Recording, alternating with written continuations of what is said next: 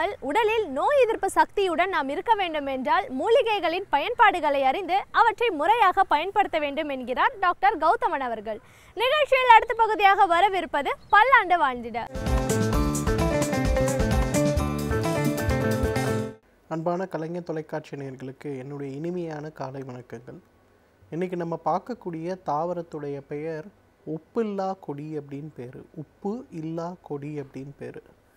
பொதுவாக நம்ம பாரம்பரிய மருத்துவத்தில் ரச ஔஷதங்கள் அப்படின்னு சொல்லுவோம். மெர்க்குரி சம்மந்தப்பட்ட மருந்துகள், இந்த மாதிரி மருந்துகளை கொடுக்கும்போது இந்த உப்பில்லா கொடியுடைய இலைகளை கொண்டு தயாரிக்கக்கூடிய அந்த ஒரு கஞ்சியை தான் உணவாக கொடுக்கக்கூடிய ஒரு வழக்கமாக இருக்கும். நிறைய பத்தியம் அப்படின்னு வரும்போது இந்த உப்பில்லா கொடியுடைய இலைகளை கொண்டு தயாரிக்கக்கூடிய உணவை சாப்பிட சொல்வது தான் ஒரு வழக்கம். அதனால தான் இதற்கு உப்பு இல்லாத கொடி அப்படின்னு ஒரு பெயரோ அல்லது உப்பு இல்லாத கொடி அப்படிங்கிற ஒரு பெயரும் உண்டு.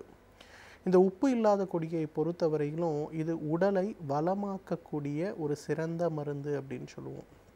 இன்றைக்கு நிறைய பேருக்கு பார்த்திங்கன்னா இரத்த பரிசோதனைகள் செய்து கொள்ளும் போதும் அதே போல் மருத்துவ பரிசோதனைகள் செய்து கொள்ளும் போதும் அவங்க உடலில் எந்த விதமான நோயும் இல்லை அப்படிங்கிற ஒரு அறிகுறி வருகிறது. ஆனால் பல நேரங்களில் பார்த்திங்கன்னா அவர்களுக்கு முட்டு சம்பந்தப்பட்ட, தசை சம்பந்தப்பட்ட, கழுத்து சம்பந்தப்பட்ட வலிகளோ அல்லது வயிற்றில் ஏற்படக்கூடிய வலிகளோ அல்லது கடுமையான உடல் அசதியும் இருக்கக்கூடிய ஒரு குறிகளை இன்றைக்கி நம்ம பார்க்குறோம்.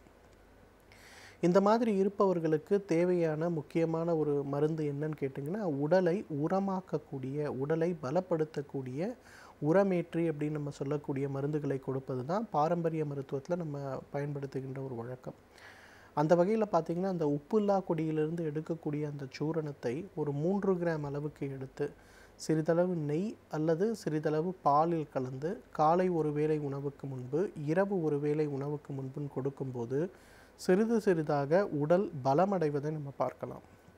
இன்றைக்கு நிறைய ஆண் குழந்தைகள் பார்த்திங்கன்னா 12 வயதிலிருந்து 25 வயதுக்கு உட்பட்டவர்கள் திருமணத்திற்கு முன்பு அப்படின்னு வரும்போது சுய இன்பம் சம்பந்தப்பட்ட பிரச்சனைகளை ஒரு பழக்கத்தை வைத்து கொள்வதனால அவர்களுடைய உடலில் இருக்கக்கூடிய பலம் குறைவதை பார்க்கலாம். அவர்களுடைய நரம்புகள் தளர்ச்சி அடைவதை பார்க்கலாம். அதனால தான் பார்த்திங்கன்னா பெரும்பாலும் சுய இன்பம் பழக்கம் குழந்தைகள் எல்லாம் பார்த்திங்கன்னா திருமணத்திற்கு பிறகு இயற்கையான உடலுறவு கொள்ள முடியாத ஒரு சூழல் இருப்பதை நம்ம பார்க்கலாம். அந்த மாதிரி இருப்பவர்களுக்கு பார்த்திங்கன்னா இந்த உப்பு இல்லா கொடியிலிருந்து எடுக்கக்கூடிய அந்த ஒரு சூரணம், அந்த சூரணத்தை ஒரு தேக்கரண்டி நெய்யில் கலந்து காலை ஒரு முறை, இரவு ஒரு முறை உணவுக்கு முன்பு சாப்பிடும்போது அது உடல் தேற்றியாக செயல்பட்டு இந்த பலவீனங்களை நீக்க உதவுவதை நம்ம பார்க்கலாம். இரண்டாவது, இன்றைக்கு மருத்துவ உலகத்தில் அதிகமாக நம்ம பார்க்கக்கூடிய பிரச்சனை என்னவாக இருக்குது அப்படின்னு பார்த்திங்கன்னா, இயற்கையான முறையில் பால் உணர்வு குறைகிறது அப்படின்னு சொல்லக்கூடிய ஒரு பிரச்சனை ஆண் பெண் இருபாலருக்குமே இருக்கின்ற ஒரு பிரச்சனையாக இருக்கிறது. திருமணமாகி ஒரு 10 வருடத்திற்கு பிறகு பார்த்திங்கன்னா கணவன் மனைவிகளுக்கிடையே இருக்கக்கூடிய ஈர்ப்பு குறைகிறது. அதற்கு காரணம் என்ன அப்படின்னு பார்த்திங்கன்னா, அவங்க உடலில் இயற்கையாக இருக்கக்கூடிய, பொதுவாக அடுத்த பாலினத்தை பார்க்கும்போது, ஒரு ஆண் ஒரு பெண்ணை பார்க்கும்போதோ ஒரு பெண் ஒரு ஆணை பார்க்கும்போது அவர்களுக்கு ஏற்படுகின்ற இயற்கையான ஹார்மோன் மாற்றங்களில் ஒரு மாற்றம் இருக்கிறது. அந்த மாற்றம் ஏற்படும் போது இயற்கையாகவே அவர்களுக்கு கணவன் மனைவியிடையே இருக்கக்கூடிய அந்த நெருக்கம் குறைந்து விடுகிறது. அதனாலேயே பார்த்திங்கன்னா அவர்களுக்குள்ள மனதளவிலும் சரி உடலளவிலும் சரி நிறைய மாற்றங்கள் ஏற்படுகிறது அப்படின்னு சொல்கிறாங்க. அந்த அளவுக்கு இயற்கையாக ஏற்படுகின்ற பாலுணர்வு, செக்ஷு இன்ட்ரெஸ்ட் அப்படின்னு சொல்லக்கூடிய அந்த ஒரு விஷயத்தை சரியாக்குவதற்கு பார்த்திங்கன்னா இந்த உப்பு இல்லா கொடிக்கு சக்தி உண்டு. இந்த உப்பு இல்லா கொடியிலிருந்து எடுக்கக்கூடிய சூரணத்தை பாலில் கலந்து ஒரு 3 கிராம் அளவுக்கு காலை ஒரு வேளை உணவுக்கு முன்பு, இரவு ஒரு வேளை உணவுக்கு முன்பு நம்ம சாப்பிடும்போது எவ்வளவு நாள்பட்ட பால் உணர்வு சம்பந்தப்பட்ட பிரச்சனையாக இருந்தாலும் அவை மறைந்து போகிறத பார்க்க முடியும். அதே போல் நீரிழிவு நோய் ஏற்படும் போது பார்த்திங்கன்னா நிறைய பேருக்கு, குறிப்பாக ஆண்களுக்கு, சிறுநீர் கழித்த பிறகு அந்த ஆண்குறியை சுற்றி வெண்மையாக ஒரு திரவம் வடிவதோ அல்லது வெண்மை நிறமாக ஒரு சூரணம் இருப்பதையும் நம்ம பார்க்க முடியும். நாளாக நாளாக பார்த்திங்கன்னா அவர்களுடைய உடல் பலவீனம் அடைந்து கொண்டே செல்லும். சர்க்கரை நோய் கட்டுப்படாமல் இருக்கும்போது மிக அதிகமான அளவில் இது இருப்பதை பார்க்கலாம். இந்த மாதிரி இருப்பவர்களுக்கு பார்த்திங்கன்னா இந்த உப்பு இல்லா கொடியிலிருந்து எடுக்கக்கூடிய சூரணம் ஒரு நல்ல மருந்து.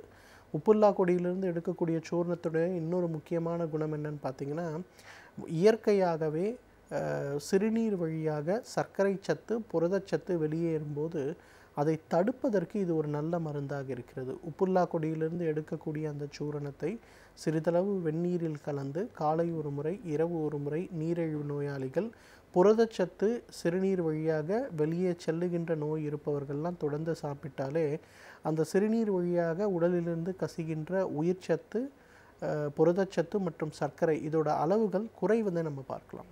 அந்த அளவுக்கு உப்பில்லா கொடி ஒரு மிகச்சிறந்த மருந்து. இன்றைக்கு நிறைய குழந்தைகள் பார்த்திங்கன்னா பசியின்மைன்னு சொல்லக்கூடிய ஒரு தொந்தரவினால் அவதிப்படுவதை நம்ம பார்க்குறோம். காலை முதல் இரவு வரை எந்த வகையான உணவு கொடுத்தாலும் வேண்டாம், எனக்கு பசி இல்லை அப்படின்னு தான் சொல்லுவாங்க. இனிப்பு சம்பந்தப்பட்ட சாக்லேட்டுகளையோ அல்லது வேறு உணவுகளை கொடுத்தாலும் கூட வேண்டாம்னு சொல்கிற குழந்தைகள் நிறைய பேர் இருக்காங்க. அந்த மாதிரி குழந்தைகளுக்கு உப்புல்லா கொடியிலை நெய்யுடன் சேர்த்து நன்றாக வதக்கி எடுக்கக்கூடிய அந்த நெய்யை காலை ஒரு வேளை மட்டும் உணவுக்கு முன்பு 5 சொட்டுகள் சிறிதளவு பால் அல்லது வெந்நீரில் கலந்து கொடுத்தாலே ஒரு மாத காலத்திலேயே அவர்களுடைய பசி நன்றாக அதிகரிப்பதை நாம் பார்க்க முடியும். அவர்களுக்கு நல்ல வகையான உணவின் மேல் நாட்டம் ஏற்படுவதை நம்ம பார்க்க முடியும். அதே போல் அவங்க சாப்பிடக்கூடிய உணவில் இருக்கக்கூடிய சத்துக்கள் உடலில் முழுமையாக சேருவதற்கு இந்த உப்பில்லா கொடியிலிருந்து எடுக்கக்கூடிய நெய் ஒரு மிகச்சிறந்த மருந்து என்றால் மிகையாகாது. நிறைய குழந்தைகளுக்கு பார்த்திங்கன்னா அதே போல் ஹேபிச்சுவல் கான்ஸ்டிபேஷன் அப்படின்ற ஒரு வழக்கம், குழந்தைகளுக்கு அதிகமாக நம்ம டயப்பர் உபயோகப்படுத்துகின்ற ஒரு பழக்கம் இருக்கிறதுனால அந்த குழந்தைகள் முதலாக பள்ளிக்கு செல்லும் போது அந்த மலத்தை அடக்க ஆரம்பிப்பாங்க. அந்த மாதிரி அடக்க ஆரம்பிக்கும் போது பார்த்திங்கன்னா நாள் ஆக ஆக அது மலம் அடக்கி விடுவது ஒரு பழக்கமாக மாறி ஹேபிச்சுவல் கான்ஸ்டிபேஷனாக மாறிவிடும். அப்போ உடல் ஒரு 3 நாளைக்கு ஒரு முறை 4 நாளைக்கு ஒரு முறை மட்டும்தான் அவங்க மலம் கழிக்கக்கூடிய ஒரு ஹேபிட் வரும். அந்த மாதிரி குழந்தைகள்னால பார்த்திங்கன்னா அதிகமாக உணவை உண்ண முடியாது. சதா சர்வகாலம் எப்போதும் எரிச்சலான ஒரு மனநிலையில் இருப்பார்கள். எப்பொழுதுமே படுத்து கொண்டிருக்க வேண்டும், தூங்க வேண்டும் ஒரு நிலைமையில் இருப்பாங்க. ரொம்ப முக்கியமானது படிப்பின் மேல் இருக்கக்கூடிய ஆர்வம் மிக மிக குறைவாக இருக்கும். இந்த மாதிரி குழந்தைகளுக்கு உப்புல்லா கொடியிலிருந்து எடுக்கக்கூடிய சூரணத்தை ஒரு தேக்கரண்டி, அதாவது 3 கிராம் அளவுக்கு எடுத்து இரவு படுக்கும்போது பாலிலோ அல்லது தேனிலோ கலந்து கொடுத்து விட்டாலே காலை எழுந்த உடனேயே பார்த்திங்கன்னா அவர்களுக்கு மலம் கழிக்கின்ற பழக்கம் ஏற்படும். அவங்க மலம் நன்றாக கழித்து விட்டார்களே ஆனால் அவர்கள் அன்றைக்கு சாப்பிடக்கூடிய உணவுகள் அதே போல் படிப்பின் மேல் இருக்கக்கூடிய ஆர்வம் அதெல்லாம் நன்றாக சரியாகத்தான் நம்ம பார்க்கலாம். எனவே நேயர்களே, இந்த உப்பில்லா கொடியை பொறுத்தவரையிலும் இது இயற்கை நமக்கு கொடுத்திருக்கின்ற மிகச்சிறந்த அருமருந்து. தகுந்த மருத்துவ ஆலோசனையின் பேரில் சரியான முறைப்படி இதை உபயோகப்படுத்தினோமேயானால் நம்மாலும் ஆரோக்கியமாக வாழ்ந்திட முடியும். சமூகத்தில் நடக்கும் நல்ல நிகழ்வுகளில் நம்முடைய பங்களிப்பு என்னவாக இருக்கிறதோ அதே போன்று தீய செயல்களை தட்டி கேட்பதிலும் நம்முடைய பங்களிப்பு இருக்க வேண்டும் என்கிறார் மனுஷபுத்திரன் அவர்கள். நிகழ்ச்சியில் அடுத்த பகுதியாக வரவிருப்பது தீதும் நன்றும்.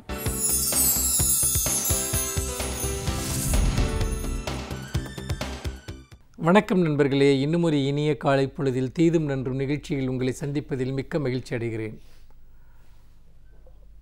உணவே மருந்து என்று சொல்வார்கள். சில சமயங்களில் உணவே நோய் என்று சொன்னாலும் அதில் தவறு இல்லை. ஏனென்று கேட்டால் நாம் உண்ணுகிற உணவு தான் நமக்கு நோயாக மாறுகிறது. நாம் சரியான உணவை உண்டால் அது நமக்கு ஆரோக்கியமாக மாறுகிறது. அந்த வகையில் உடல்நலம் சார்ந்த பெரும்பாலான பிரச்சனைகளுக்கும் நாம் உண்ணுகிற உணவிற்கும் ஒரு தொடர்பு இருக்கிறது. ஏனென்றால் உணவு என்பது வெறுமனே பசிக்காகவோ ருசிக்காகவோ சாப்பிடுகிற ஒரு விஷயம் மட்டுமல்ல. அது ஒரு பண்பாடாக இருக்கிறது, அது ஒரு வாழ்க்கை முறையாக இருக்கிறது, அது ஒரு கலாச்சார தேவையாக இருக்கிறது. நிறைய பேர் தங்களுடைய தேவைக்காக உண்ணுகிறார்கள் என்பதை விட தங்களுடைய பண்பாடு சார்ந்து தங்களுக்குள் திணிக்கப்படுகிற புதிய பல்வேறு மதிப்பீடுகளின் அடிப்படையில் தான் தங்களுடைய உணவை அருந்துகிறார்கள் என்பதை நாம் மறந்துவிடக்கூடாது. நண்பர்களே, நீங்கள் நன்றாக நினைத்து பாருங்கள். கடந்த ஒரு 20 வருடங்களில் அல்லது கடந்த ஒரு 10 வருடங்களில் நம்முடைய வாழ்க்கைக்குள் எத்தனை விதமான புதிய உணவுப் பொருள்கள் நுழைந்து விட்டன என்பதை ஒரு கணம் நீங்கள் நினைத்து பாருங்கள். எத்தனை விதவிதமான ருசியுடைய உணவுகள், நமக்கு பழக்கமே இல்லாத உணவுகள், காண்டினென்ட் உணவு என்கிற பெயரில் நமக்கு அந்நியமான பல உணவுகள் எல்லாம் இங்கு பரவலாகிவிட்டன. குறிப்பாக நீங்கள் சில பெரிய விடுதிகளுக்கு சென்றால், உணவகங்களுக்கு சென்றால், அதனுடைய மெனு என்று சொல்வார்களே, அதை நீங்கள் பிரித்து பார்த்தீர்கள் என்று சொன்னால் அதில் இருக்கிற பல பெயர்களை நீங்கள் வாழ்நாளில் கேள்விப்பட்டு கூட இருக்க மாட்டீர்கள். அது எதுவுமே நம்முடைய பாரம்பரியமாக நமக்கு தெரிந்த எந்த ருசிக்கும் உட்பட்டதல்ல. பொதுவாக வெளிநாடுகளுக்கு செல்லக்கூடியவர்கள் அந்தந்த நாடுகளில் அருந்தக்கூடிய சில உணவு வகைகள் எல்லாம் இங்கு தாராளமாக எப்படி கிடைக்கின்றன, மூளை முடுக்கெல்லாம் எப்படி பரவிவிட்டன என்பதை நாம் பார்க்கலாம். உதாரணமாக நூடுல்ஸ் என்கிற ஒரு உணவை நீங்கள் எடுத்துக்கொள்ளுங்கள். 20 வருடங்களுக்கு முன்பால் அப்படிப்பட்ட ஒரு உணவு இங்கு கிடையாது. ஆனால் இன்று நூடுல்ஸ் என்பது இன்றைக்கு பரவலான எல்லோரும் சாப்பிடக்கூடிய ஒரு துரித உணவாக மாறிவிட்டது. உணவு வகைகள் இது ஒரு புறம் என்று சொன்னால், இந்த நொறுக்கு தீனி வகைகள், இவற்றில் தான் எத்தனை விளம்பரங்கள், எத்தனை விதமான நொறுக்கு தீனிகள். ஒரு பிஸ்கட் என்று எடுத்துக்கொண்டால் அதில் நூற்றுக்கணக்கான வகை மாதிரிகள் இருக்கின்றன. ஒரு சாக்லேட் எடுத்துக்கொண்டால், ஒரு சிப்ஸ் என்று எடுத்துக்கொண்டால் எத்தனையோ நூற்றுக்கணக்கான வெரைட்டி வகை மாதிரிகள், சுவைகள் இதெல்லாம் வந்துவிட்டன. அப்படி அவற்றை பதப்படுத்துவதற்காக, செயற்கை உணவுகளாக அவற்றை தயாரிப்பதற்காக அதில் பயன்படுத்தப்படக்கூடிய ரசாயனங்கள் என்பது மிக கடுமையான உடல் விளைவுகளை ஏற்படுத்தக்கூடியவை என்று பலமுறை எச்சரிக்கை விடுக்கப்பட்ட போதும் கூட நாம் கொஞ்சம்தானே சாப்பிடுகிறோம், நமக்கு மட்டும் ஒன்றும் ஆகாது என்கிற ஒரு மனோபாவம் இன்று சமூகத்தில் பரவலாகி இருக்கிறது. அதோடு மட்டுமல்ல, எல்லோரும் தானே சாப்பிடுகிறார்கள், நமக்கு என்ன வந்துவிடப் போகிறது என்கிற ஒரு பொது பண்பாடு சார்ந்த நோக்கமும் நம்மிடம் உள்ளே புகுந்து விடுகிறது. அப்படி பார்க்கிற போது இது போன்ற உணவு வகைகளை சாப்பிடுவது என்பது வெறுமனே பசி சார்ந்தது, தேவை சார்ந்தது என்பதை தாண்டி அது ஒரு மோஸ்தர், அது ஒரு வாழ்க்கை முறை, ஒரு நாகரிக ஒரு சோஷியல் ப்ரெஷரிங் குரூப் என்று சொல்வார்களே, ஒரு சமூக குழுவோடு தன்னை பொருத்தி கொள்வதில் எப்படி உடை, பேச்சு மொழி என்பதெல்லாம் ஒரு புதிய அம்சங்களை பெறுகிறதோ அதே போல் உணவும் ஒரு புதிய அம்சங்களை பெறுகிறது. அப்படி பெறுவதன் வாயிலாக நாம் நமக்கு உடலுக்கு ஒவ்வாத உணவுகளை கூட நாம் சாப்பிடுகிறோம், அல்லது அவற்றை நம்முடைய அன்றாட வாழ்க்கையின் ஒரு பகுதியாக மாற்றிக்கொள்கிறோம். இந்த சூழ்நிலையில் தான் பள்ளி குழந்தைகள் எப்படி இந்த உணவு கலாச்சாரத்திற்கு, அதாவது இந்த மோஸ்தர் சார்ந்த உணவு கலாச்சாரத்திற்கு பலியாகிறார்கள் என்பதை பற்றியும், அதிலிருந்து அவர்களை பாதுகாக்க வேண்டும் என்பது குறித்தும் உச்சநீதிமன்றம் சென்ற ஆண்டிலேயே மத்திய உணவு மற்றும் தரக்கட்டுப்பாடு ஆணையத்திற்கு ஒரு உத்தரவு பிறப்பித்தது. அந்த உத்தரவின் அடிப்படையில் பள்ளி வளாகங்களில் என்ன உணவுகளை விற்க வேண்டும், விற்கக்கூடாது என்பது குறித்த நெறிமுறைகளை வகுக்குமாறு மத்திய உணவு மற்றும் தரக்கட்டுப்பாடு ஆணையத்திற்கு உச்சநீதிமன்றம் உத்தரவிட்டது. அதன் அடிப்படையில் சமீபத்தில் மத்திய உணவு மற்றும் தரக்கட்டுப்பாட்டு ஆணையம் தாங்கள் சில வழிமுறைகளை வகுத்திருப்பதாக சொல்லியிருக்கிறது. முக்கியமாக பள்ளி வளாகங்களில் இந்த நூடுல்ஸ், சிப்ஸ் போன்ற விஷயங்களை தடை செய்வது, அதிலும் குறிப்பாக அதிக கொழுப்பு சத்துள்ள, அதே போல் அதிக சர்க்கரை சத்துள்ள உணவு வகைகளை விற்பதை தவிர்ப்பது அல்லது குறைப்பது என்கிற ஒரு கொள்கை முடிவை மேற்கொண்டிருப்பதாகவும், நார்ச்சத்துள்ள பொருள்களை அங்கு விற்க வேண்டும் என்கிற ஒரு கொள்கை முடிவை மேற்கொண்டிருப்பதாகவும் ஒரு செய்தி வருகிறது. இது உண்மையில் வரவேற்கத்தக்க ஒன்று. பள்ளி வளாகங்களில் அது முறையாக அமுல்படுத்தப்பட்டால் அது ஒரு சிறப்பான பயனை தரும். ஆனால் என்ன பிரச்சனை என்றால், நான் ஏற்கனவே குறிப்பிட்டது போல மாணவர்கள் ஒரு சிப்ஸ் அல்லது இது போன்ற விஷயங்களை அவர்கள் வாங்கி சாப்பிடுவது என்பது விளம்பரங்களின் மூலமாக அவர்களுக்கு அவற்றின் மீது ஒரு அதீதமான மோகம் உருவாக்கப்படுகிறது. அதனுடைய சுவை குறித்தும் அது பல்வேறு விஷயங்கள் குறித்தும் விளம்பரங்கள் ஒரு சமூக மதிப்பீடாக, வாழ்வியல் மதிப்பீடாக மாறுகிற போது பல இடங்களில் மாணவர்கள், சிறார்கள் அவற்றை விரும்பி சாப்பிடுகிறார்கள். இன்றைக்கு நீங்கள் தொலைக்காட்சி விளம்பரங்களையோ பத்திரிகை விளம்பரங்களையோ எடுத்து பார்த்தீர்கள் என்றால், குழந்தைகளுக்கான உணவுப் பொருள்களுக்கான ஒரு விளம்பரங்கள் என்பது அதில் பெரும்பகுதியாக இருக்கிறது. அப்படி இருக்கிற போது சமூகத்தில் ஒருபுறம் அந்த பொருள்களை குழந்தைகள் வாங்கி சாப்பிட வேண்டும் என்கிற ஒரு அழுத்தம் பல்வேறு ஊடகங்களின் வழியாகவும் கலாச்சார ஒரு மோஸ்தர்களின் வழியாகவும் தொடர்ந்து வலியுறுத்தப்படுகிறது. ஆனால் இன்னொரு புறம் நாம் பள்ளி வளாகங்களிலிருந்து மட்டும், அதாவது பள்ளிக்கு ஒரு குறிப்பிட்ட தூரம் வரைக்கும் அவற்றை வைத்திருக்க வேண்டாம் என்று மட்டும் நாம் முடிவு செய்வதன் மூலமாக இதில் உண்மையிலேயே நாம் குறிப்பிடத்தக்க ஏதாவது ஒரு விளைவை ஏற்படுத்த முடியுமா என்பதை நீங்கள் யோசிக்க வேண்டும். ஏனென்றால் இந்த பழக்கத்திற்கு ஆட்பட்ட குழந்தைகள் அவற்றை வெளியே இருந்து வாங்கி கொண்டு வந்து சாப்பிடுவது என்பது அவர்களுக்கு மிக சுலபமான ஒரு விஷயம். அப்படி இருக்கிற போது மதிப்பீடுகளில் மாற்றம் ஏற்படுவதும் சிறந்த மாற்று உணவுகளை குழந்தைகளிடம் அறிமுகப்படுத்துவதும் மிக மிக முக்கியம் என்று நினைக்கிறேன். என்றால் பள்ளிகளில் இந்த பொருட்களை தடுத்தால் மட்டும் போதாது, தொடர்ந்து பள்ளிகளில் நாம் இந்த உணவுகளை சாப்பிடுவதனுடைய தீங்கை பற்றி ஆசிரியர்கள் குழந்தைகளுக்கு எடுத்துரைக்க வேண்டும். அதனுடைய பக்க விளைவுகளை பற்றி எடுத்துரைக்க வேண்டும். சரியான உணவு என்றால் என்ன என்பதை, ஆரோக்கியமான உணவு என்றால் என்ன என்பதை நாம் ஆரம்ப கல்வியிலிருந்தே பாடத்திட்டத்தினுடைய ஒரு பிரதான பகுதியாக மாற்ற வேண்டும். இது ஒரு புறம். இன்னொரு புறம் மாற்று உணவு என்றால் என்ன என்கிற ஒரு கேள்வியும் வருகிறது. அப்படி இருக்கிற போது நீங்கள் பொதுவாக தமிழ்நாட்டை எடுத்துக்கொண்டால் ஒவ்வொரு பகுதிக்குமே அதனுடைய பாரம்பரியமான உணவு முறைகள், நொறுக்குத்தீனி வகைகள் என்பது பரவலாக இருக்கிறது. ஆனால் இன்றைக்கு அவையெல்லாம் கொஞ்சம் கொஞ்சமாக அழிந்து வருகின்றன. மாறாக பாக்கெட்டுகளில் பதப்படுத்தப்பட்ட இந்த நொறுக்குத்தீனிகள் அல்லது துரித உணவுகள் மட்டும்தான் உணவு என்பது போன்ற ஒரு கலாச்சாரம் இன்றைக்கு கிராமப்புறங்கள் வரைக்கும் பரவிவிட்டதை நாம் பார்க்கிறோம். ஒரு காலத்தில் நகர்ப்புறம் சார்ந்து இருந்த இந்த விஷயங்கள் எல்லாம் இன்றைக்கு கிராமப்புறங்களிலும் கூட இருப்பதை நம்மால் பார்க்க முடிகிறது. அப்படிப்பட்ட ஒரு சூழ்நிலையில் நம்முடைய இந்த பாரம்பரிய உணவுகள் அல்லது நொறுக்குத்தீனி வகைகளை எப்படி நாம் திரும்பவும் மறு உற்பத்தி செய்வது? நிறைய மகளிர் சுய உதவி குழுக்கள் போன்றவர்கள் எல்லாம் அவற்றை தயாரிக்கிறார்கள். ஆனால் அவர்களால் அவற்றை முறையாக சந்தைப்படுத்த முடியவில்லை.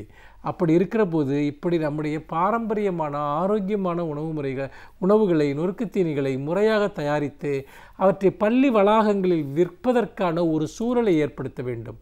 அப்படி ஏற்படுத்தினால் மட்டும்தான் இது உண்மையில் ஒரு மாற்றத்தை கொண்டு வரும். அந்த வகையில் உணவு சார்ந்த ஒரு விழிப்புணர்வை போதனைகளின் வழியாக குழந்தைகளுக்கு, கல்வியின் வழியாக குழந்தைகளுக்கு ஊட்டுவதும், இன்னொரு புறம் பாரம்பரியமான நம்முடைய சாப்பாட்டு வகைகளை, நொறுக்குத்தீனி வகைகளை தொடர்ந்து சந்தைப்படுத்துவதற்கு, பள்ளி வளாகங்களில் விற்பதற்கும் ஏற்பாடு செய்தால் மட்டும்தான் இந்த ஒழுங்குபடுத்தல் என்பது நடைமுறையில் வெற்றி பெறும்.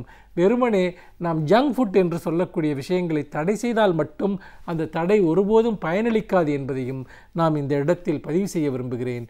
மீண்டும் இன்னும் ஒரு புதிய சிந்தனையோடு உங்களை சந்திக்கிறேன். நன்றி, வணக்கம். இப்பகுதியில் வரும் ஒவ்வொரு சிறப்பு விருந்தினர்களும் தினமும் பல பயனுள்ள தகவல்களை நம்மிடையே பகிர்ந்து கொண்டிருக்கிறார்கள். அவை அனைத்தும் நம்முடைய வாழ்க்கைக்கு மிகவும் பயனுள்ளதாக அமைகிறது. அந்த வகையில் இன்றைக்கு நாம் சந்திக்கவிருக்கும் சிறப்பு விருந்தினர் என்ன பயனுள்ள தகவல்களை நம்மோடு பகிர்ந்து கொள்ள இருக்கிறார் என்பதை கவனிக்கலாம். நிகழ்ச்சியில் அடுத்த பகுதியாக வரவிருப்பது சிறப்பு விருந்தினர்.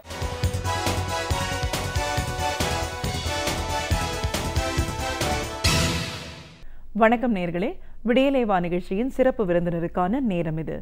இன்றைய சிறப்பு விருந்தினர் எழுத்தாளர், மொழிபெயர்ப்பாளர் திரு ஜோசப் ராஜ். ஒரு எழுத்தாளரா, மொழிபெயர்ப்பாளரா, சமூக ஆர்வலரா, அவருடைய பயணம் எந்த காலகட்டத்தில் தொடங்கினது, இன்னைக்கு வரைக்கும் அந்த பயணம் எப்படி தொடர்ந்துட்டு இருக்குன்னு பல அனுபவங்களை இன்னைக்கு நாம் அவர்கிட்ட கேட்டு தெரிஞ்சுக்கலாம். வணக்கம் சார். வணக்கம் மேடம். ஒரு எழுத்தாளரா முதல்ல எங்கள் நிகழ்ச்சிக்கு உங்களை வரவேற்கிறோம் சார். கலைஞர் டிவிக்கு அந்த நுழைவாயிலுக்கு வந்ததுக்கு மிக்க மகிழ்ச்சி மேடம். நிச்சயமா சார். உங்களுடைய பயணம் அப்படின்னு பார்த்தா ஒரு 50 ஆண்டு கால நீண்ட பயணம் சொல்லலாம். பல நிலைகளில் உங்களை நீங்கள் ஈடுபடுத்திட்டு இன்னைக்கு வரைக்கும் நீங்கள் பணியாற்றிட்டு இருக்கீங்க. ஒரு எழுத்தாளரா, மொழிபெயர்ப்பாளரா, ஒரு பள்ளி கல்லூரி ஆசிரியரா, சமூக ஆய்வாளரா, இன்னும் பல நிலைகளில் உங்களோட பணிகள் இன்னைக்கு தொடர்ந்துட்டு இருக்கு. இதை எல்லாத்தையும் தாண்டி இன்னைக்கு ஒரு சமூகம் சார்ந்த ஒரு விழிப்புணர்வு ஏன் அவசியமாக இருக்குது, அதை பள்ளி நாட்கள்லேயே ஒரு ஆசிரியர் மாணவர்களுக்கு சொல்லிக் கொடுக்க வேண்டிய அவசியம் என்ன, இதெல்லாம் பற்றியும் விரிவாக தெரியணும். இதுக்கு அப்பாற்பட்டு எழுத்துன்னு வரும்போது அதில் பல நிலைகள் இருந்தாலும் இந்த டிரான்ஸ்லேஷன், மொழிபெயர்ப்பு அப்படிங்கிறது உங்களோட ஒரு முக்கியமான பணியாகவும் இருந்திருக்கு. மொழிபெயர்ப்புங்கிறது ஏன் அந்த அளவுக்கு அவசியமானது, எந்த மாதிரியான ஒரு நூல்கள்லாம் மொழிபெயர்ப்புக்கு வரணும், நீங்கள் எந்த மாதிரியான படைப்புகளை மொழிபெயர்த்திருக்கீங்க, இப்படி நிறைய விஷயங்களை எங்கள் நேயர்களோட இன்னைக்கு நீங்கள் முழுமையாக பகிர்ந்துக்கணும் சார். முதல்ல இந்த 50 ஆண்டு கால பயணம் அப்படிங்கிறது உங்களுக்கு எந்த அளவுக்கு ஒரு மனநிறைவு கொடுத்த ஒரு பயணமாக இருந்திருக்கு? இந்த 50 ஆண்டு கால அந்த பொன்விழா பயணம் என்று சொல்லலாம். இந்த பயணம் நிறையவே வலிகளை உள்ளடக்கியதாக இருக்கிறது. ஆனால் எனக்குள்ள ஒரு பெரிய ஒரு பலம் என்னவென்றால், வலிகளை சுமந்து கொண்டே நான் இந்த வாழ்க்கை பயணத்தோடு வந்து கொண்டிருக்கிறேன். இன்றும் வலிகளோடு சேர்ந்து தான் என்னுடைய மகிழ்ச்சியும் இரண்டரை கலந்திருக்கிறது. எனவே வலிகள் தான் என்னை இந்த அளவுக்கு என்னை உருமாற்றி இருக்கிறது. ஆங்கிலத்திலே சொல்வார்கள், poverty makes a man perfect என்று சொல்வார்கள். வறுமை ஒரு மனிதனை செம்மைப்படுத்துகிறது என்று. என்னுடைய கல்லூரி நாட்களில் நான் என்னுடைய நண்பர்களோடு நான் இதை சொல்லும் பொழுது அவர்களெல்லாம் அதை ஒரு நகைப்புக்குள்ளாக சொல்லியிருக்காங்க. வறுமை ஒரு மனிதனை அட்டர் ஃபெயிலியராகத்தான் மாற்றும் என்று சொல்ல. ஆனால் என்னுடைய வாழ்க்கையிலே கடந்த ஒரு 50 ஆண்டுகளாக ஒவ்வொரு நிமிடத்தையும் நான் சீர்தூக்கி திரும்பி பார்க்கும் பொழுது உண்மையிலேயே வறுமை என்னை முழு மனிதனாக மாற்றியிருக்கிறது. வறுமையை நான் சந்திக்கவில்லை என்றால் வாழ்க்கையின் அர்த்தமே எனக்கு புரியாமல் போயிருக்கும். ஆகவே வறுமையில் வாழ்ந்து கொண்டிருக்கிற ஒவ்வொருவருமே வறுமை உண்டாக்கப்பட்டதல்ல, வறுமை ஏன் வந்தது என்று பார்த்து அதை வறுமையை வெல்வதில்தான் வாழ்க்கையின் அர்த்தம் இருக்கிறது, வாழ்க்கையின் சவாலும் இருக்கிறது, வாழ்க்கையில் வெற்றியும் இருக்கிறது. இதைத்தான் இந்த நேரத்திலே நான் பதிவு செய்ய விரும்புகிறேன். நிச்சயமா சார். ஒரு எழுத்தாளராக இந்த எழுத்துலக பயணம் அப்படிங்கிறது எந்த காலகட்டத்தில் ஆரம்பமானது? உங்களோட முதல் படைப்பை பற்றி சொல்லுங்கள். நான் என்னுடைய ஒரு 12வது வயதிலேயே நான் என்னுடைய கிராமத்திலே இருந்த நூலகத்திலே நான் முதலாக ஒரு உறுப்பினராக சேர்ந்த பொழுதிலிருந்தே என்னுடைய வாசிப்பு பயணம் தொடங்கியது. என்னுடைய வீட்டிலும் கூட நண்பர்களும் கூட இப்படித்தான் சொல்வார்கள், என்னை ஒன்று வீட்டில் பார்க்கலாம் அல்லது நூலகத்தில் பார்க்கலாம், இதுதான் என்னை பற்றி சொல்லணும். ஆனால் நான் எனக்கு காசு கிடைத்த பொழுது எல்லாமே கூட அதிகமாக நான் பத்திரிகையையும் நூல்களை மட்டும்தான் நான் படித்திருக்கிறேன். என்னுடைய 10ஆம் வகுப்பில் படிக்கும் பொழுது 10ஆம் வகுப்பில் படித்து கொண்டிருக்கும் போது 1969ஆம் ஆண்டு அப்பொழுது காந்தியடிகளுடைய 100ஆண்டு விழா கொண்டாடப்பட்டது. என்னுடைய மாவட்டம் கோவை மாவட்டத்திலே நான் படித்த கல்லூரியிலே பள்ளியிலே ஒரு மாவட்ட அளவிலான ஒரு பேச்சு போட்டி வைத்தார்கள் காந்தியடிகளுடைய 100ஆண்டு விழா முன்னிட்டு. அந்த பேச்சு போட்டியில் என் பள்ளியில் எனக்கு முதல் பரிசு கிடைத்தது. அப்பொழுது சிரவை மடாலயத்தின் அதிபராக இருந்த சுந்தர சுவாமி அடிகளாருடைய கரங்களிலிருந்து எனக்கு ஒரு தங்கப்பதக்கம் கிடைத்தது. அப்பொழுது நான் நினைத்தேன், ஒரு பள்ளி அளவில் ஒரு பேச்சு போட்டியில் முதல் பரிசு பெற்றதற்கே ஒரு தங்கப்பதக்கம் கிடைக்கிறது, கல்லூரி அளவிலே இன்னும் பல உயர் நிலையிலே நாம் சென்றால் நமக்கு இன்னும் எவ்வளவு உயர்வான நிலைகள் கிடைக்கும் என்று அப்பொழுதே நினைத்தேன். அப்பொழுதே நான் மனதுக்குள் உறுதியாக நினைத்து கொண்டே, வாழ்க்கையில் இனி படிப்போடு சேர்ந்த திறமைகள் தான் நம்மை அடையாளம் காட்டும் உலகத்திற்கு என்று நான் உறுதியாக நினைத்து கொண்டு அப்படியே என்னுடைய பயணத்தை தொடர்ந்தேன். அது இன்று வரையில் தொடர்ந்து கொண்டே இருக்கிறது. நிச்சயமா சார். எழுத்து அப்படின்னு நம்ம சொல்லும்போது மொழிபெயர்ப்பு நூல்கள், நீங்கள் நிறைய நூல்களை மொழிபெயர்ப்பு பண்ணியிருக்கீங்க, ஆங்கிலத்திலிருந்து தமிழுக்கும் தமிழிலிருந்து ஆங்கிலருக்கும்.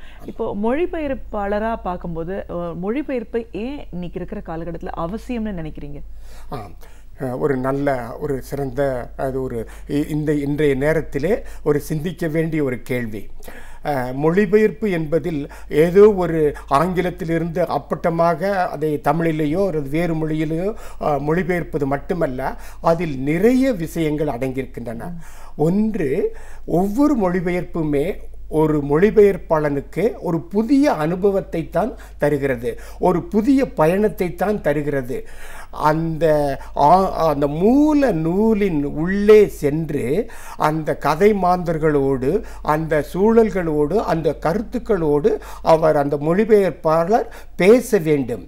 அவர்களுடைய மனதின் ஆழத்திலே என்ன இருக்கிறது என்பதை இவர் துல்லியமாக கண்டுபிடித்து அதற்கு ஒரு அழகியல் வடிவம் கொடுத்து அந்த வார்த்தைகளை அந்த மூல நூலின் வார்த்தைகளில் மாறாமல் இது எந்த வாசகர்களுக்காக கொடுக்கப் போகிறேன் என்பது அவர் வாசகர்களுடைய அந்த ரசனையையும் உணர்ந்து, அதே சமயத்தில் இது உதாரணமாக தமிழில் மொழிபெயர்ப்பதானால் இன்றைய நிலையில் தமிழில் இப்படிப்பட்ட ஒரு மொழிபெயர்ப்பு வர வேண்டுமானால் எந்த மாதிரியான ஒரு தாக்கத்தை ஏற்படுத்த வேண்டும் என்பதை எல்லாம் உள்வாங்கிக் கொண்டுதான் அதை ஒரு புதுமையான உணர்வோடு தான் ஒரு மொழிபெயர்ப்பாளர் வெளிக்கொண்டு வர வேண்டும்.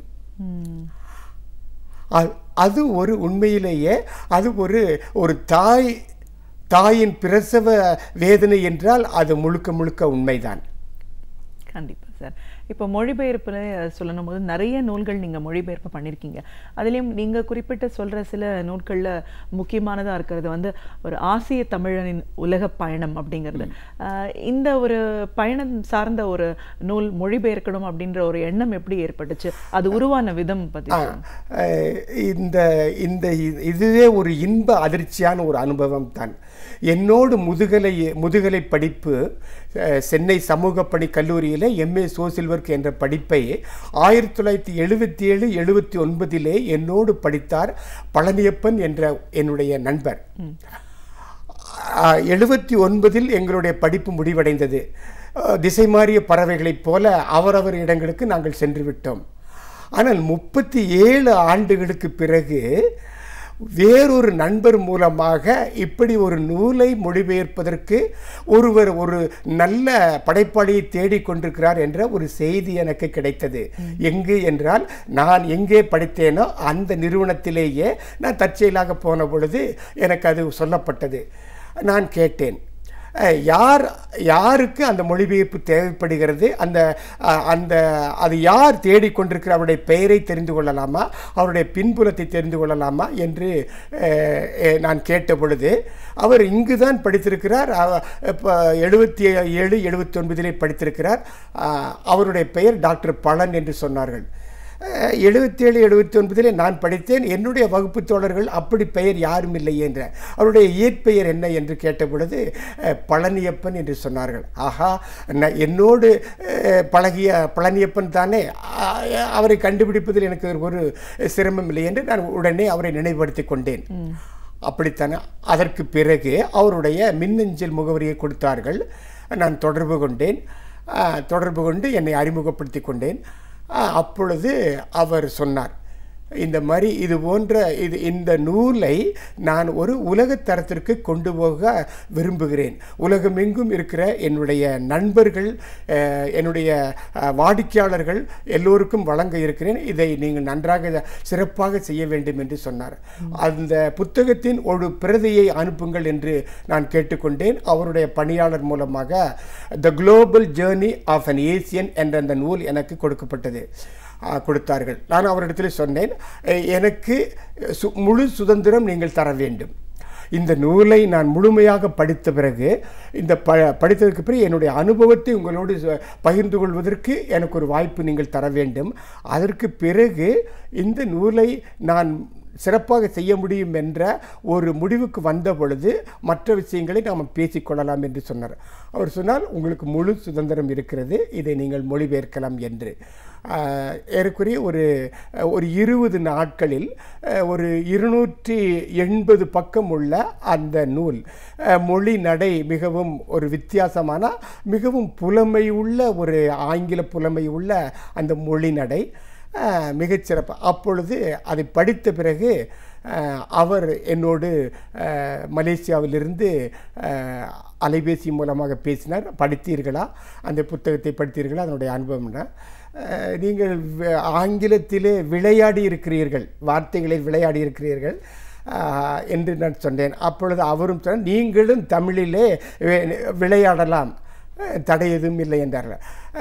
அப்படியானால் இது சரியான சவால் தான் என்று நான் சொல்லி எடுத்துக்கொண்டு, நான் ஒரு 2 மாதங்களுக்காக நான் முடித்து அனுப்புகிறேன் என்று நினைக்கிறேன். உங்களுக்கு வேணும் என்றால் அது பகுதியாக நான் முடிக்க உங்களுக்கு அனுப்புகிறேன். நீங்கள் அதை பார்த்து திருத்தம் செய்து உங்களுடைய ஒப்புதலை கொடுக்கலாம் என்று நான் உங்களை முழுமையாக உங்களுடைய ஆற்றலை அறிந்திருக்கிறேன். அதனால் நான் நீங்கள் அனுப்புவதை மட்டும் நான் ஏற்றுக்கொள்ள தயாராக இருக்கிறேன் என்று சொன்னார்கள். அதற்கு பிறகு நான் அந்த பணியை தொடங்கினேன். அலுப்பு தட்டாமல் ஆர்வமாக ஒரு படகிலே பயணம் செய்து ஒரு பயணத்தினோடு இயற்கை காட்சிகளை ரசித்து கொண்டு பழைய பாடல்களை நான் மனதில் ஏற்றிக்கொண்டு அது ஒரு சுவையான பயணமாக அந்த நூலை நான் மொழிபெயர்த்தேன். அது ஏறக்குறைய ஒரு 40 நாடுகளை சுற்றி வந்ததாக ஒரு அனுபவம் எனக்கு கிடைத்தது. அந்த நூல் ஒரு தொழில் முனைவோருடைய அனுபவ தொகுப்பு. பல்வேறு நாடுகளிலே இவருடைய குழுவினரோடு தொழில் முனைவு பயணம் செய்திருக்கிறார். அந்த தொழில் முனைவு பயணத்திலே ஒவ்வொரு நாட்டிலும் கலாச்சார அடிப்படையிலும் பண்பாட்டு அடிப்படையிலும் தொழில் சமூக பொருளாதார அடிப்படையிலும் இவர் அனுபவித்த அனுபவங்களுடைய தொகுப்பு. பிறகு அந்த நூலுக்கு அணி சேர்ப்பதற்காக நல்ல சிந்தனையாளர்களுடைய கருத்துக்களை அங்கங்கே அவர் சேர்த்திருக்கிறார். ஆக இது உண்மையிலேயே இந்த நூல் இளைஞர்களுக்கு சேர வேண்டும், புதிதாக தொழில் தொடங்குபவர்களுக்கு இது சேர வேண்டும். பள்ளி கல்லூரியிலே படிக்கிற மாணவர்களுக்கு இதை படிக்க வேண்டும். பேராசிரியர் பெருமக்களும் இதை படிக்க வேண்டும் என்ற ஒரு விருப்பத்தோடு அதை நான் அவருக்கு முடித்து கொடுத்தேன். நிச்சயமா சார். மொழிபெயர்ப்பு அப்படிங்கிறது வந்து நீங்கள் அவசியம் பற்றி முன்னாடி சொன்னீங்க, உங்களோட இந்த படைப்பை பற்றி சொன்னோம். இன்னும் என்ன மாதிரியான ஒரு நூல்கள்லாம் மொழிபெயர்ப்பு தமிழ்லேருந்து மொழிபெயர்ப்பணும் அப்படின்னு நீங்கள் நினைக்கிறீங்க? இன்றைய சூழ்நிலையில் ஆங்கிலத்திலிருந்தும் தமிழுக்கும் அல்லது பிற மொழிகளிலிருந்து தமிழுக்கும் அதாவது உள்ளூர் அளவிலும் மாநில அளவிலும் தேசிய அளவிலும் சர்வதேசிய அளவிலும் நிறைய பணிகள் செய்யப்பட வேண்டியிருக்கிறது. இதுவரையில் செய்யப்பட்ட பணிகள் தமிழில் ஒரு பகுதி என்று தான் சொல்ல முடியும். தமிழே ஒரு கடல், ஒரு பெரும் கடல். அதிலே நான் நிறைய செய்திருக்கிறேன் என்று நாம் முழுமையாக சொல்லிவிட முடியாது. இன்னும் நிறைய நாம் செய்ய வேண்டியது இருக்கிறது. மறந்து போன விஷயங்கள் நிறைய இருக்கின்றன, மறைக்கப்பட்ட விஷயங்களும் கூட நிறைய இருக்கின்றன. குறிப்பாக சுயசரிதை நூல்கள், இலக்கியம், காதல், நவீனம், அழகியல், இது போன்ற படைப்புகள் ஏராளமாக வந்து கொண்டிருக்கின்றன. ஆனால் மறக்கப்பட்ட சுயசரிதைகளை நாம் நிறைய தமிழுக்கு கொண்டு வர வேண்டும்.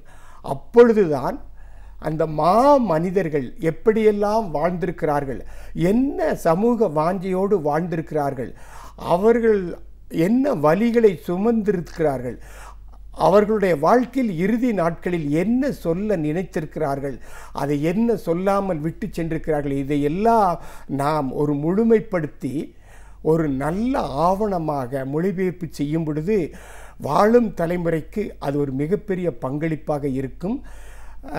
தமிழுக்கு செய்த மிகப்பெரிய ஒரு கடமையாகவும் இருக்கும். இது செய்யப்பட வேண்டும். இதற்கான முயற்சிகளை தமிழ் ஆர்வலர்களும் குறிப்பாக தமிழ் பல்கலைக்கழகமும் தமிழ் பேராசிரியர்களும் எல்லாவற்றுக்கும் மேலாக அரசும் செய்ய வேண்டும். அரசிடம்தான் இத்தகைய கோரிக்கைகளை எல்லா மக்களும் வைப்பார்கள். ஒரு தாய் நிலையிலே இருக்கிற அரசுதான் இவற்றை நுணுகி ஆராய்ந்து இதற்கு ஒரு வடிவம் கொடுத்து தமிழை உலக அளவில் உயர்த்த வேண்டும். அரசு உயர்த்தும் என்ற நம்பிக்கையோடு தான் தமிழர்களாகிய நாம் காத்து கொண்டிருக்கிறோம். அந்த புதிய விடியல் தோன்ற வேண்டும். புத்தகம், எழுத்து, படைப்பு இதெல்லாம் பற்றி பேசும்போது ஒரு ஆசிரியராகவும் உங்களோட பணிகள் தொடர்ந்துட்டு இருந்திருக்கு, பள்ளியிலையும் சரி கல்லூரியிலும் சரி. இந்த நீண்ட நெடும் பயணத்தில் ஒரு மாணவராக நீங்கள் இருந்த காலகட்டத்தில் நீங்கள் பார்த்த ஆசிரியர்கள், அந்த அனுபவங்களுக்கும் இப்போ ஒரு ஆசிரியராக இந்த இளைய தலைமுறையை நீங்கள் பார்த்த விதம் பற்றி சொல்லுங்கள். என்னுடைய பள்ளி பருவத்தின் நினைவுகள் இப்படியாக நான் பதிவு செய்ய விரும்புகிறேன். நான் 9ஆம் வகுப்பு படித்து கொண்டிருந்த பொழுது என்னுடைய சிற்றூரிலே, வெள்ளலூர், கோவை மாவட்டத்திலே இருக்கிற வெள்ளலூர் என்ற சிற்றூரிலே, நான் பிறந்த ஊரிலே அரசினர் உயர்நிலைப்பள்ளியிலே நான் படித்து கொண்டிருந்த பொழுது, 9ஆம் வகுப்பு படித்து கொண்டிருந்த பொழுது காலை நேரத்திலே மாணவர்களுக்காக அந்த காலை நேர அணிவகுப்பு என்று சொல்வார்கள், அந்த பிரேயர். ஒரு நாள் அந்த பிரேயர் நடந்து முடிந்த பிறகு ஒரு ஆசிரியர், ஒரு தமிழ் ஆசிரியர் ஒரு புதிரை போட்டார் எல்லா மாணவர்களுக்கும் முன்பாக. தாய்க்கு பணம் கொடுக்காதே, உட்கார்ந்து சாப்பிடாதே, படுத்து தூங்காதே. நான் 9ஆவது வகுப்பு படித்து கொண்டிருக்கிறேன். அப்பொழுது தாய்க்கு பணம் கொடுக்காதே, படுத்து தூங்காதே, உட்கார்ந்து சாப்பிடாதே என்று சொன்னார். அந்த வயதிலே இதை என்னுடைய பக்குவம் எல்லாம் என்ன இப்படி ஒரு வித்தியாசமான இதை சொல்லியிருக்கிறாரே என்று மனதில் ஒவ்வொருவரும் ஒவ்வொரு விதமாக சொல்லுவேன். சற்று நேரம் அமைதி. அதற்கு பிறகு மாணவர்களுக்கு தெரியாவிட்டால் அவர் ஆசிரியரே வந்து இந்த புதிரை விடுவிக்க வேண்டும் என்று அந்த தமிழாசிரியர் சொன்னார். இன்னொரு ஆசிரியர், ஒரு வரலாற்று ஆசிரியர், அவர் வந்து எல்லோரையும் ஒரு முறை பார்த்தார். பார்த்துவிட்டு சொன்னார், தாய்க்கு பணம் மட்டும் கொடுக்காதே, அன்பை கொடு, அன்போடு சேர்ந்து பணத்தை கொடுத்தால் உன்னுடைய தாய் அதை எப்பொழுதும் உயர்வாக நினைப்பார். பணத்தை விட முதலிலே தாய்க்கு அன்பை கொடு, அதற்கு பிறகு கொடுப்பதெல்லாம் அவளை எப்பொழுதுமே மகிழ்ச்சிப்படுத்தும். அப்பொழுதுதான் அவளுடைய உங்களை பெற்ற போது அவள் அடைந்த மகிழ்ச்சியை விட அப்பொழுதுதான் எந்த தாயும் மகிழ்ச்சி அடைவாள் என்று அந்த முதல் புதிருக்கு அவர் விடை கொடுத்தார். படுத்து தூங்காதே என்று சொன்னால், படுத்து தூங்காதே என்றால் நாம் எப்படி நின்று கொண்டே தூங்க வேண்டுமா என்று இப்படியெல்லாம் நாங்கள் நினைத்து கொண்டோம். அப்பொழுது அந்த ஆசிரியர் சொன்னார், படுத்து தூங்காதே என்றால் நீ ஒரு நாளும் உழைக்காமல் சோம்பேறியாக படுக்கையிலேயே இருந்து விடாது. ஒவ்வொரு நாளும், ஒவ்வொரு நிமிடமும், ஒவ்வொரு கணமும் நீ உழைத்து கொண்டே இருக்க வேண்டும். அதுதான் படுத்து தூங்காதே என்று சொன்னதற்கான விடை. மூன்றாவது கேள்விக்கான அந்த புதிருக்கான விடை, உட்கார்ந்து சாப்பிடாதே. அப்பொழுதும் எங்களுக்கு அப்படி தந்த நின்று கொண்டே சாப்பிட வேண்டுமா அல்லது நடந்து கொண்டே சாப்பிட வேண்டுமா என்று நாங்கள் சிந்தித்த பொழுது அவர் சொன்னார், ஒரு நாளும் நீ மற்றவர்களுடைய உழைப்பிலே வாழாமல் உன்னுடைய உழைப்பிலே நீ உழைத்து உண்ண வேண்டும். ஒரு இடத்திலே பல ஆண்டுகளுக்கு முன்பு நான் ஒரு ஊருக்கு சென்றிருந்த பொழுது ஒரு உணவு விடுதியிலே ஒரு வாசகத்தை பார்த்தேன், உழைக்காதவன் உண்ணலாகாது. அங்கே பார்த்த பொழுது அந்த வாசகம், யார் ஒரு மனிதன் உழைக்கவில்லையோ அவனுக்கு உண்பதற்கும் உரிமை இல்லை என்பதுதான். அப்பொழுதுதான் உட்கார்ந்து சாப்பிடாதே என்ற அர்த்தம் எனக்கு புலப்பட்டது. என்னுடைய பள்ளி நாட்கள் கடந்து ஏறக்குறைய ஒரு 55 ஆண்டுகளுக்கு மேலாக மாறிவிட்டது. நான் பள்ளியிலே படித்த பாட புத்தகங்களை விட இந்த 3 மந்திரங்கள் தான் இன்றும் எனக்கு வழிகாட்டும் கலங்கரை விளக்காக இருக்கிறது. இன்றும் என்னை தலை நிமிர்ந்து நடக்க செய்து கொண்டிருக்கிறது. நான் எப்படி எழுத்தாளன் ஆனேன் என்ற கேள்விக்கு நான் ஒரு பதில் சொல்ல வேண்டும் என்றால், முதுகலையிலே நான் படித்து கொண்டிருக்கும் பொழுது நான் கட்டுரைகளெல்லாம் எழுதுவேன், நன்றாக பேசுவேன். என்னோடு படித்த ஒரு துறவியர் தந்தை அவர்கள்தான் எனக்குள் ஒளிந்து கொண்டிருந்த ஒரு எழுத்தாளனை அவர்தான் முதலிலே கண்டுபிடித்து எனக்கு சொன்னார். You are a writer, you are already a writer. நீங்கள் ஏற்கனவே ஒரு எழுத்தாளராக இருக்கிறீர்கள், பின் ஏன் நீங்கள் எழுத தொடங்கக்கூடாது என்று எனக்கு ஒரு பொறியை என் மனதிலே தட்டிவிட்டவர் அவர்தான். பொறியை என் மனதிலே தட்டிவிட்டதற்கு பிறகு நான் சும்மா இருப்பேனா? கடந்த 40 ஆண்டுகளாக கன்னிமேரா நூலகத்திற்கு நான் நண்பனைப் போல் சென்று வந்து கொண்டிருக்கிறேன். அங்குதான் என்னுடைய எழுத்து பயணம் தொடர்ந்தது. நான் ஒரு பள்ளி ஆசிரியராக 1976-77 ஆண்டுகளிலே நான் சென்னைக்கு பக்கத்திலே இருந்த பூவிருந்தவல்லி என்ற இடத்திலே நான் பணியாற்றி கொண்டிருந்தேன். அனைத்து ஆசிரியர்களுமே அங்கு பணியாற்றியவர்கள் அனைத்துமே ஆசிரியைகள், நான் ஒருவன் மட்டுமே ஆசிரியன். அப்பொழுது வாலிபனாக இருந்தேன். என்னுடைய முதல்வர், உங்களுக்கு இந்த வாய்ப்பை கொடுக்கிறேன், என் மகனைப் போல நீங்கள் பணியாற்ற வேண்டும் என்று. அந்த நம்பிக்கையை நான் நிச்சயமாக பயன்படுத்துவேன் என்று அதை நான் பயன்படுத்தினேன். அந்த மாணவர்களுக்கு நான் சொல்லிக் கொடுத்த இங்கிலீஷ் மீடியம், ஒரு ஆங்கில வகுப்பு பள்ளி, அந்த மாணவர்களுக்கு நான் ஒரு பயிற்சி பெறாத ஆசிரியராக இருந்த பொழுதும் கூட அந்த மாணவர்கள் என்னிடத்திலே ஒரு தந்தையைப் போல ஒட்டிக்கொள்வார்கள். அப்படி சொல்லும் பொழுது ஒரு கூடுதலான ஒரு ஆர்வத்தோடு சொல்லிக் கொடுப்பேன். பாடல்களை சொல்லும் பொழுது அப்படி சொல்வேன், work while you work, play while you play, that is the way to be happy and K, one thing at a time and that done well is the best of way as many can tell என்ற அந்த கவிதை வரிகளை அவர்களுக்கு சொன்ன பொழுது அதை எழுதியும் கொடுக்க சொன்னார்கள். எழுதி கொடுத்தேன். அது ஒரு அனுபவம். கல்லூரியிலே நான் பணியாற்றி கொண்டிருந்த பொழுது ஒரு பகுதி நேர ஆசிரியராக இருந்தேன். ஆங்கில புலமையை மேம்படுத்துவது என்பதுதான். மாணவர்கள் ஒரு 50 பேர் உள்ள ஒரு வகுப்பிலே அந்த வகுப்புக்கு மட்டும் முழுமையாக மாணவர்கள் வரவே மாட்டார்கள். காரணம் என்றால் ஒரு எட்டிக்காயாக ஆங்கிலத்தை அவர்கள் நினைத்தது தான்.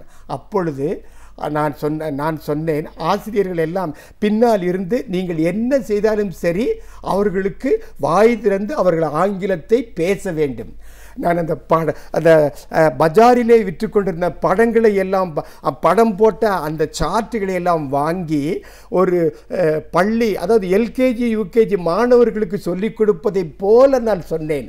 அதை சொன்னதற்கு பிறகு அந்த மாணவர்கள் சொன்னார்கள், பாருங்கள், என் பெயர் மோகன், மை நேம் இஸ் மோகன், அதற்கு பிறகு ஐ எம் மோகன் என்று இப்படியாக அவர்கள் அதற்கு பிறகு அவர்கள் தங்களை பற்றி ஒரு சுய குறிப்பை அவர்களே எழுதி கொண்டிருந்தார்கள். நான் அதை ஒரு மெருகேற்றி எடிட் செய்து கொடுத்தேன். அப்பொழுது அவர்கள் சொன்னார்கள், ஐயா, நாங்கள் படித்த அந்த முக்கியமான பாடத்தை விட இந்த பாடம்தான் எங்களுக்கு, இந்த ஆங்கில அறிவை நாங்கள் இறுதி வரையில் விடமாட்டோம் என்று சொன்னார்கள். அது உண்மையிலேயே எனக்கு ஒரு மகிழ்ச்சியான தருணம். பல்கலைக்கழகத்திலே ஆய்வு மாணவர்களுக்கும் கூட நான் வகுப்பெடுத்திருக்கிறேன். மாணவர்கள் இன்னும் கொஞ்சம் சொல்ல வேண்டும் என்று சொல்லுகிற அளவில் தான் என்னுடைய அணுகுமுறை இருந்திருக்கிறது, என்னுடைய பங்களிப்பும் இருந்திருக்கிறது. கண்டிப்பாக சார். இப்போ இருக்கிற இளைய தலைமுறையினர் ஒரு புதிய படைப்பாளியாக வரணும்னு நினைக்கிறவங்களுக்கு நம்பிக்கையூட்டுற மாதிரியான விஷயங்களை சொல்லணும், உங்களோட ஆலோசனைகள் என்னவா இருக்கு? படைப்புலகம் என்பது ஒரு ஆழமும் அகலமும் உள்ள ஒரு பேருலகம். நிறைய படிக்க வேண்டும், தினமும் படிக்க வேண்டும். எனக்கு இப்பொழுது ஞாபகம் வருகிறது, என்னுடைய பள்ளி நாட்களிலே ஒரு ஆசிரியர் சொன்னார், நீங்கள் ஏன் தமிழ் படித்தீர்கள் என்று அந்த ஆசிரியரை இன்னொருவர் கேட்ட பொழுது ஒரு பதில் சொன்னாராம், நீங்கள் ஏன் தமிழ் படித்தீர்கள்? அதற்கு தமிழ் படித்தேன், அதனால் தமிழ் படித்தேன் என்று அவர் சொன்னாராம். ஒரு சிறிய உதாரணம் தான். ஆக இதுவே போதும் என்று நிறைய படிக்க வேண்டும். ஒவ்வொரு எழுத்தாளனும் என்ன விஷயத்தை சொல்கிறார் என்பதை எல்லாம் உள்வாங்கிக் கொண்டு உங்களுக்குள் ஒரு வளர்ச்சிதை மாற்றத்தை உருவாக்கி கொண்டு ஒரு புதிய செய்தியை நீங்கள் கொண்டு வர வேண்டும். அப்பொழுதுதான் வாசகனின் மனதிலே நீங்கள் நிற்க முடியும். எழுத்தாளர் ஜெயகாந்தன் அவரோடு ஒரு பிரம்மா, அவர் சேரி மக்களுக்காகவும் எழுதியிருக்கிறார், நடுத்தர மக்களுக்காகவும் எழுதியிருக்கிறார், மேல்தட்டு மக்களுக்காகவும் எழுதியிருக்கிறார். ஆனாலும் உயிரோட்டம் உள்ளாக மக்கள் அவருடைய எழுத்தை அப்படியே நேசித்திருக்கிறார்கள். அதுபோன்று படைப்பு எழுத்து என்பது 100 ஆண்டுகளுக்கு பிறகும் நிலைத்திருக்க வேண்டும். ஆக உங்களுடைய எழுத்திலே ஜீவன் இருக்க வேண்டும். அதற்கு நீங்கள் நிறைய படிக்க வேண்டும், நிறைய எழுத்தாளர்களோடு கலந்துரையாடல் பேச வேண்டும். உங்களுக்கு ஒரு ரெடிமேடான ஒரு விஷயத்தை நீங்கள் வைத்துக்கொள்ளவே கூடாது. எது உங்களுக்கு சரி என்று படுகிறதோ அதை துணிச்சலாக எழுதுங்கள். எழுத்தாளனுடைய ஒரு துணிவே அந்த பேனாவின் மைதான். ஆக நிறைய எழுத வேண்டும், நிறைய படிக்க வேண்டும். எழுதியதை உங்களுடைய நம்பிக்கையான மூத்த எழுத்தாளர்கள், மூத்த படைப்பாளிகளிடத்தில் கொடுத்து அவர்களுடைய கருத்துக்களையும் நீங்கள் கேட்க வேண்டும். அப்பொழுது உங்களுக்கு மெருகேற்றப்படும், உங்களுடைய தூசு தட்டப்படும். நீங்கள் இன்னும் அடுத்த நிலைக்கு போவதற்கு அது உங்களுக்கு ஒரு உந்துதலாக இருக்கும். கண்டிப்பாக எழுத்தாளர்களுடைய வாழ்க்கை, படைப்பாளிகளின் வாழ்க்கை ரோஜா படுக்கை அல்ல, அது ஒரு முள் பாதையின் மீது நடப்பதுதான். எல்லா சாதனையாளர்களும் அந்த வழியே தான் நடந்து சென்றிருக்கிறார்கள். இதை என்றும் மறக்காதீர்கள். கண்டிப்பாக சார். ஒரு எழுத்தாளராக, ஒரு ஆசிரியராக இந்த 50 ஆண்டு கால பயணம் எந்த அளவுக்கு ஒரு நிறைவை தந்திருக்கு? ஒவ்வொரு காலகட்டத்திலையும் உங்களை நீங்கள் எப்படி உயர்த்திக்கிட்டீங்க? உங்களோட முதல் படைப்பு என்னவாக இருந்தது? மொழிபெயர்ப்பு பண்ண நூலோட முக்கியத்துவம், மொழிபெயர்ப்பு ஏன் இன்றைக்கி இருக்கிற காலகட்டத்தில் அவசியமாக இருக்குது, இன்றைக்கி இருக்கிற படைப்பாளிகள் எந்த மாதிரியான விஷயத்தெல்லாம் எழுதுறதுக்கு முன்னாடி தெரிஞ்சுக்கணும்னு பல கருத்துக்களை எங்களோட நீங்கள் முழுமையாக பார்த்துட்டதுக்கு நன்றி. இதுவரை நாம் அறிந்திராத பல பயனுள்ள தகவல்களை அழகிய தமிழில் தொகுத்து இனிமையாக வழங்க வந்திருக்கிறார் பேராசிரியர் சுபவீர பாண்டியன் அவர்கள். நிகழ்ச்சியில் அடுத்த பகுதியாக வரவிருப்பது ஒன்றை சொல் நன்றை சொல்.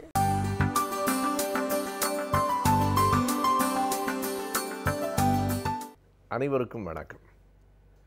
ஜனவரி 25 என்பது தமிழக அரசியல் வரலாற்றில், தற்கால வரலாற்றில் மறக்க முடியாத ஒரு நாள் என்று நாம் கூறலாம். 50 ஆண்டுகள் கடந்து விட்டன. 1965ஆம் ஆண்டு ஜனவரி 25ஆம் நாள் தமிழகத்தின் தெருக்கள் எங்கும் மொழிப்போர் மூண்டு எரிந்து கொண்டிருந்தது என்று கூற வேண்டும். மாணவர்கள் தொடங்கிய அந்த போர் நாடு முழுவதும் பல தரப்பினராலும் அது ஆதரவோடு நடைபெற்றது.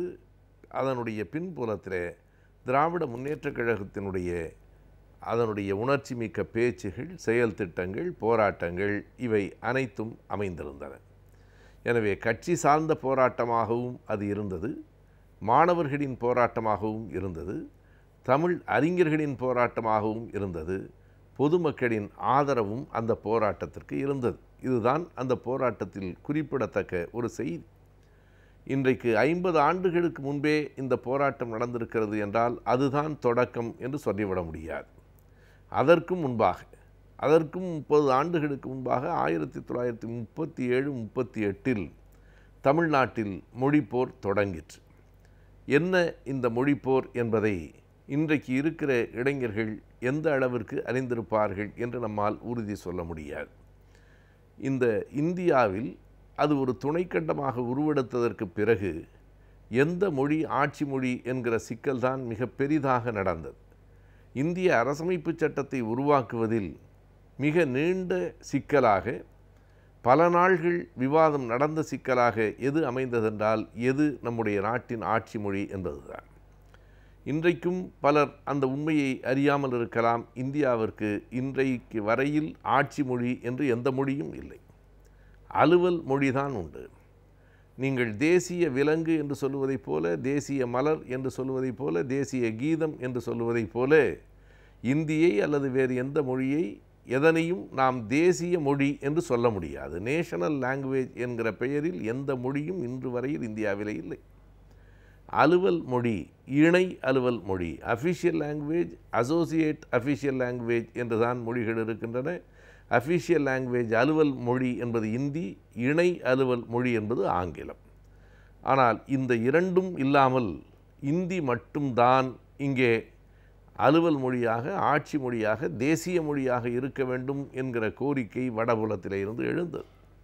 அதனாலே தான் இந்திய அரசமைப்பு சட்டத்தில் எது தேசிய மொழி என்று எழுதுவதிலே மிகப்பெரிய குழப்பம் ஏற்பட்டு பிறகு கடைசியாக 1949 செப்டம்பர் 12, 13, 14 ஆகிய 3 நாள்கள் இறுதி விவாதம் நடைபெற்று செப்டம்பர் மாதம் 14ஆம் தேதி மாலையில் ஒரு முடிவு எடுக்கப்பட்டது. அந்த முடிவுதான் இந்தி இந்தியாவின் அலுவல் மொழி, இந்தி பேசாத மக்கள் விரும்புகிற வரை ஆங்கிலம் இந்தியாவின் இணை அலுவல் மொழி. இதுதான் அன்றைக்கு மேற்கொள்ளப்பட்ட முடிவு.